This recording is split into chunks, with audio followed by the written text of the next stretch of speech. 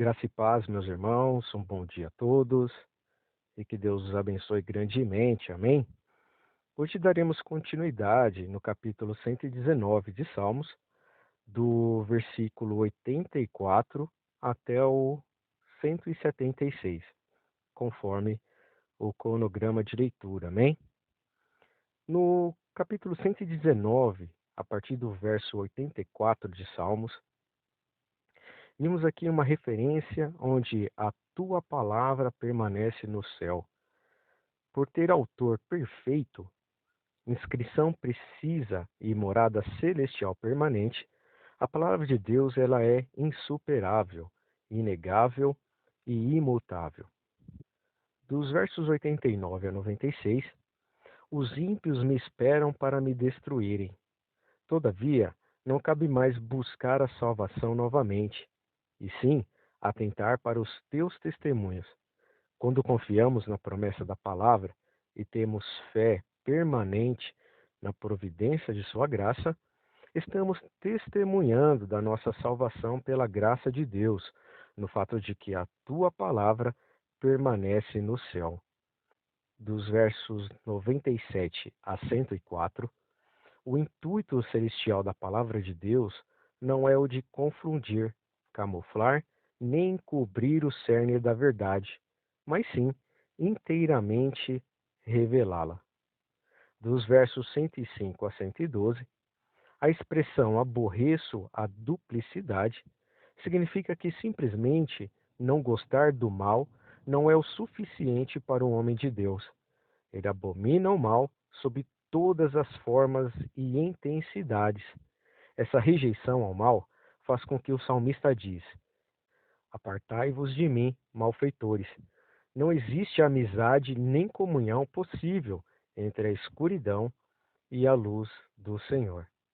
Capítulo 119, dos versos 113 a 122, ficar por fiador do servo para o bem significa que a palavra fiador significa o garantidor de um propósito que se pretende alcançar. Esse é o significado da palavra fiador. Capítulo 119, dos versos 123 a 130, e a exposição, literalmente abertura, ou seja, a revelação ou descoberta das palavras de Deus, o que ilumina a alma sem luz. O que a mente humana não pode compreender por si só é compreendida e compreendido com a ajuda do Espírito de Deus. Dos versos 131 a 133, a palavra ordena significa firma, organiza, coloca em ordem. Se não queremos que nenhuma iniquidade nos domine, nossos passos deverão ser guiados pela palavra do Senhor, pela palavra de Deus. Dos versos 134 a 144, embora a aflição e a angústia tenham se apoderado do salmista, ele ainda assim tinha prazer em cumprir as ordens de Deus, porque a justiça dos teus testemunhos é eterna.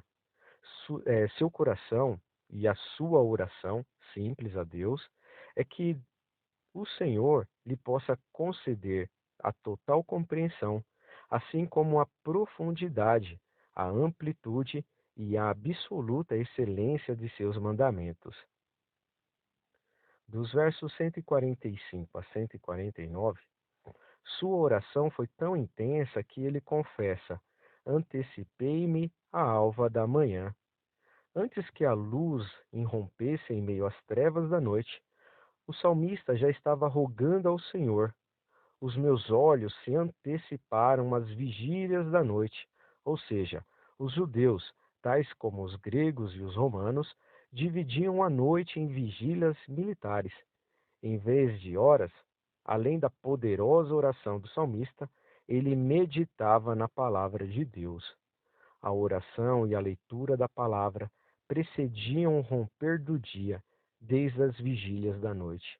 O segredo para agradar a Deus é dar atenção prioritária às coisas dele. Dos versos 150 a 162, O salmista era capaz de se alegrar na palavra de Deus como aquele que se acha um grande despojo. As riquezas da palavra de Deus só chegam àqueles que se disciplinam para lutar contra os inimigos da leitura da palavra. Tempo apressado, apatia, irregularidade são características daqueles que não têm o hábito e nem o interesse pela palavra. Finalizando o capítulo 119, entre os versos 163 e 176, a expressão "tenho esperado na tua salvação" era um prazer para o salmista meditar na lei de Deus por confiar em sua libertação.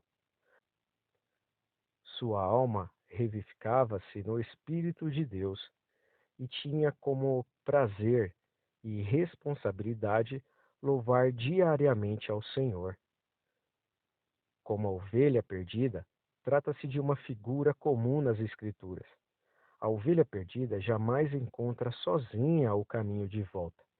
Tendo admitido, assim, sua devassidão e pecado, a oração final do salmista ao seu pastor é para que este busque a ovelha perdida, busca o teu servo.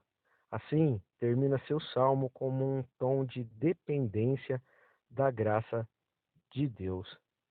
O livro de Salmos, irmãos, possui pelo menos 9 características principais que os distinguem entre elas. Que são elas?